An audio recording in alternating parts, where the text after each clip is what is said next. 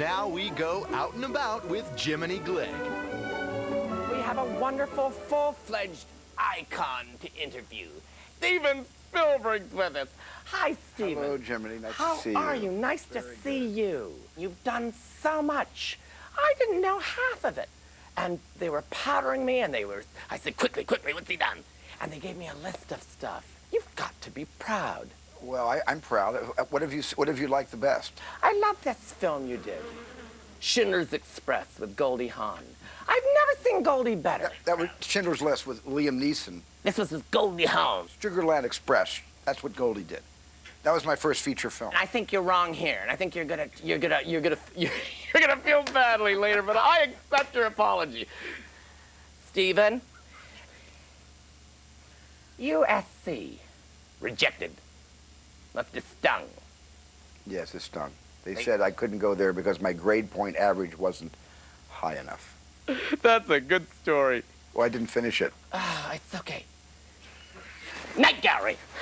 Tell me about working with Night Gallery with Joan Crawford. Oh, you would have loved Joan Crawford. She played a blind person. She was looking for eyes. Yes, she did. She had.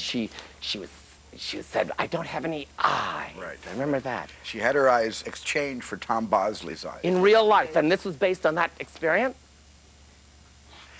Tom had his eyes exchanged for Joan Crawford's. They took his eyes out of his head and put them in Joan's head. This is in the film. And just as she could see, the New York blackout occurred.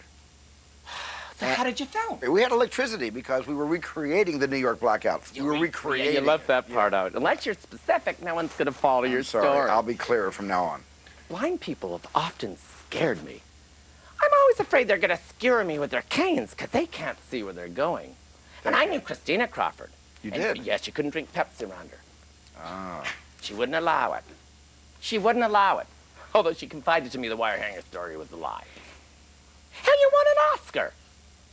Yes, sir. How come? How come? For what film? I won an Oscar for Schindler's List and for Saving Private Ryan. Oh, my God. I'm telling you, had I known what you'd accomplished, I would have showered this morning. Did you see Saving Private Ryan? I think I saw the middle or something in Tom's. Isn't he in Fatigues? He's in Army Fatigues. He's a ranger. Oh, no, I'm thinking of Money Pit. He was not in Fatigues and Money Pit. Part of it he was, I think, in the DVD. Oh, I produced the movie. I produced the Money Pit. I know, but I've seen it, and you just produced it. And you've made so many films. When are you going to do the big one? What do you mean, big one? Something that clicks with the public. Something that clicks with the public. Yeah. I'd love to see it, because I think you're good. I have all the things I've noticed in the notes, and this really shocked me, because we were in makeup earlier, and you were getting all your hands done. I thought, oh, wait. You majored in English, and yet your grammar is spotty. Where have you seen my grammar? You was going to use that powder puff, you said at one point, and I thought that was strange, and I thought that was my eyeliner, you said. And it was like having, Jethro from the Beverly Hillbillies, though. Richard Dreyfuss, you've used in lots of films. Someone told me once that, that you have a whistle that only Richard can hear. Steven, here's the big thing. You've done so much. What is the secret to your craft? How do you sum up your special genius? I don't think of myself as a genius. I think of myself as somebody that makes movies and finds scripts and tells stories. And I think if I have any kind of a secret to my craft, it's that I've seen a lot of movies. I've watched a lot of old pictures from the 1930s and 40s and 50s. Mm-hmm. Films by Howard Hawks. Oh, yeah. Films by, Preston Sturges and Alfred Hitchcock. Mm-hmm. And so some of the greatest scripts that were ever written, some of the greatest filmmakers ever to shoot pictures, they all worked in the 1930s, 40s, and 50s. And I love to watch these old pictures. I look at the screen, and I screen them for myself. I go to revivals. Scorsese and I work with the Artists' Rights Foundation to preserve these old pictures, because these films are our cultural heritage. So my craft really is informed by everything I've ever seen in my entire life. And so I really think that if you had an appreciation of old movies, you would probably be inspired to see a lot of the movies that they make today.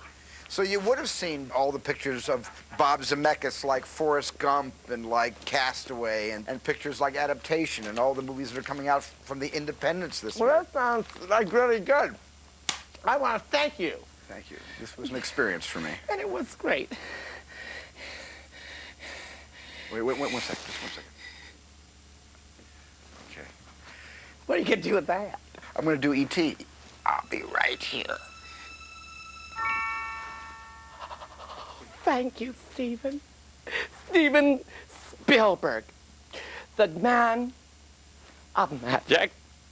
Thank you. Thank you, Jiminy. Thank you. Okay, we're gonna have to edit this. We're gonna have to trim it down. Because he rambled too low. God willing.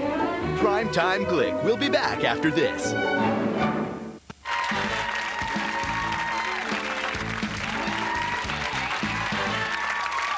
Funny the things you chicks do. Yeah. It's so funny you're always wearing lipstick. Yeah, I don't wear a lot of lipstick, but... But you'll scent yourself. Oh, I will. I will scent my... I know Shalimar when I smell it.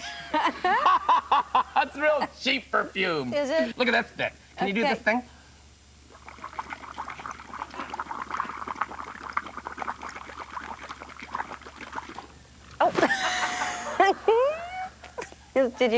Did you blow too hard?